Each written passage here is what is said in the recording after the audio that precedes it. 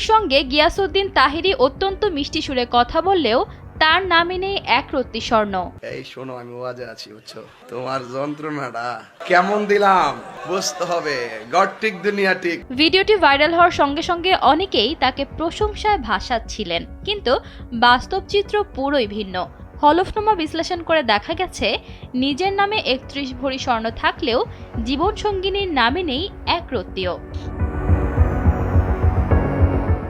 বাংলাদেশ ইসলামী front মনোনীত ও বৃহত্তর সুন্নি জোটের হবিগঞ্জ ৪ আসনের প্রার্থী পীর মুফতি গিয়াসউদ্দিন তাহিরি। তিনি হলফনামায় আয়ের খাত দেখিয়েছিলেন ব্যবসা, কৃষি ও ব্যাংক সুদ। বার্ষিক আয় দেখিয়েছেন ৮,৪০,২৯২ টাকা। তাহিরির স্ত্রী পেশায় গৃহিণী। সম্পদ যা আছে সবই তাহিরির নিজের। স্ত্রীর নামে কিছুই নেই, এমনকি এক রত্তি স্বর্ণও নেই। তবে নিজের নামে আছে ৩১ ভরি স্বর্ণ। হলফনামা পর্যালোচনা করে এমন তথ্যই পাওয়া গেছে।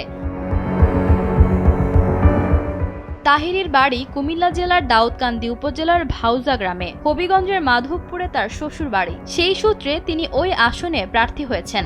তার বিরুদ্ধে ৩টি মামলা চলমান, তবে প্রতিটি মামলাই দায়ের করা হয়েছে ২০২৪ সালের ৫ আগস্টের পর।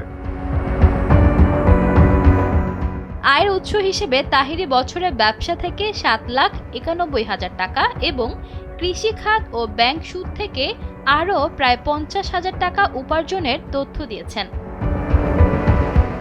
ঈশিতা আক্তার, সময়ের আলো।